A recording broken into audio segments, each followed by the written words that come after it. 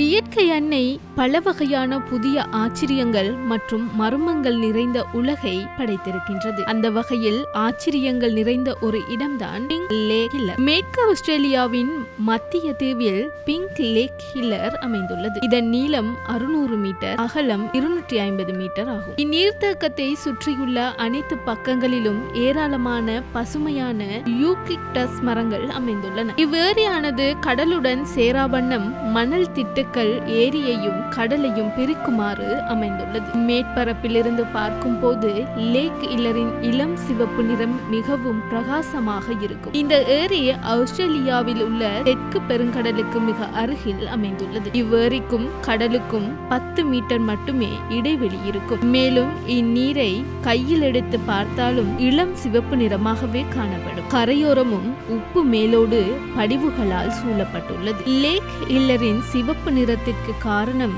தீர்மானிக்கப்படவில்லை. இன்னும் சில ஆய்வாளர்கள் உப்பு நீர் அடங்கிய இந்த செயற்கை ஏரியின் நிறம் இளம் சிவப்பாக மாறுவதற்கு ஒரு வகையான நீர்ப்பாசியே காரணம் என்று கூறுகின்றனர். சில ஆண்டுகளாக இவ்வேரியிலிருந்து உப்பு அகலும் வேலை திட்டமும் மேற்கொள்ளப்பட்டது. ஆனால் தற்போது அவை சுற்றுலா நோக்கங்களுக்காக மட்டும் பயன்படுத்தப்படுகிறது. இவ்வேரியில் நீர் தெளிவாக காணப்படுவதோடு மனிதன் தோலுக்கு எந்த பாதிப்பையும் ஏற்படுத்தாது என தெரிவிக்கப்படுகிறது. இந்த மர்மமான நீர்த்தேக்கம் சுற்றுலா பயணிகள் மத்தியில் பெரும் ஆர்வத்தை ஏற்படுத்தியுள்ளது.